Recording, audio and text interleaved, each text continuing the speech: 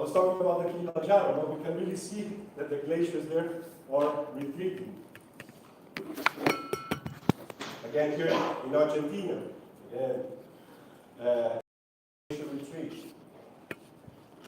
And what I want to say as well is that glaciers have an extremely important connection and with culture, cultural and spiritual significance. So, for instance, in Peru, there's a pilgrimage that goes to the glacier, you know, so as to pray for the Lord.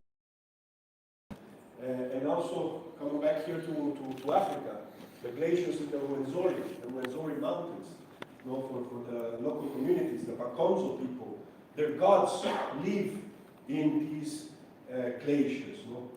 So there's this whole cultural significance in natural sites, you know, that it's extremely important. Again, people and nature always connected. When it comes to marine world heritage, world heritage sites, marine world heritage sites, they cover more than 2 million square kilometers, the size of South Africa, and they harbor over 10% of all known marine species. And they are extremely important for climate regulation because they store what we call blue carbon in seagrasses, marshes, and so on. And this represents 15% of all the world's blue carbon assets. Also, coral reefs. No? We all know about coral reefs. But the situation for coral reefs in World Heritage Sites is also dire, in the sense that nearly all coral reefs in UNESCO World Heritage Sites are likely to face annual bleaching events by 2050. And now something that I really want to spend a little bit of time here in this slide, because this really applies to both culture and natural science. It's water. Water is really at the core, you know, of everything, of life.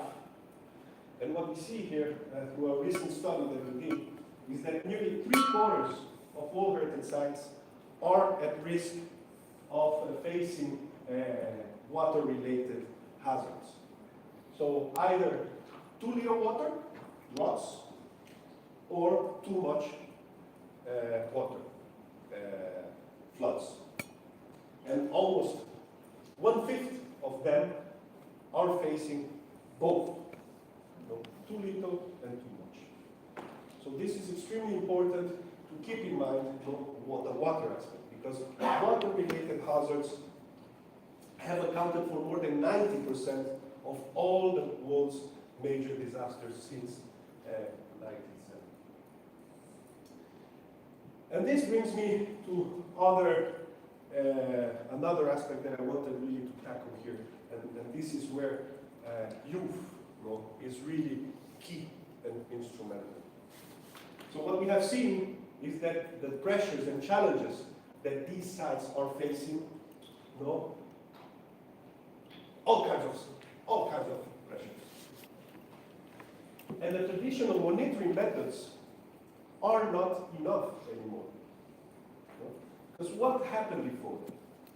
You had ground monitoring, you know, going there on an observational basis. No, you have a patrol that goes to see how things are, to count how many elephants there are. But these are not enough anymore. Ground monitoring is slow, costly, and limited in scale. And doing everything by hand, no, manual reporting, delays action. We are now really facing a situation in which we need to react fast. And also extremely important is that data has been fragmented. So you always had data that was fragmented. You know, you had ecological data, social data, climatic data, and this was not unified. And that's why I'm saying that youth is really a driver of the digital revolution. Because we need more and more digital tools other kinds of tools, to make this transformation and enable to react fast. For instance, now there are lots of new techniques.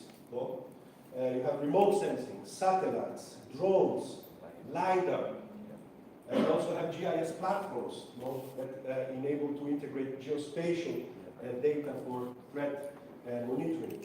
Also mobile data with apps and all these community reports. And all this comes to complement what is already existing on the ground, the observational side. And just here to give you a few examples. So for instance, in Aldabra atoll in the Seychelles, so basically satellite is enabling mapping seagrass so that they can calculate how much seagrass there is there, and based on that, the amount of seagrass they conserve, protect, enables to calculate for carbon credits. Now moving a little bit to Latin America and Central America, so LiDAR has enabled to reveal a whole hidden Maya world in Guatemala, in Tikal, more exactly. For instance, also in forests, you have what we call camera traps that you install in the trees and starts taking pictures, so that you can track wildlife passing. And now with artificial intelligence, you can get more and more photos, and something that usually had taken months now just takes a couple of hours. So there's a lot of data coming. Also, extremely interesting technique in the forests in Central Africa.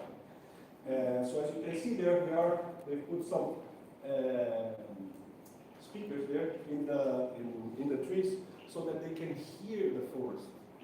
They can hear the sound of the forest, and with that they can know whether, for instance, there's logging nearby, chainsaws, and also listen, for instance, to the elephants if they are passing.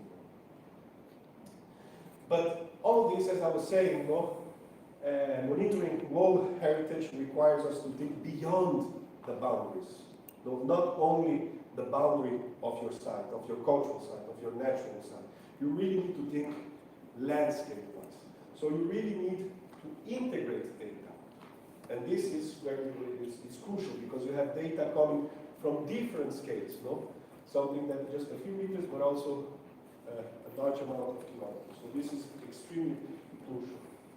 And at UNESCO, we have developed a platform, which is the UNESCO Science Navigator, that aims to bring all these different data together, the different threats that sites can face, together with light satellite data information, projections, as well as alerts.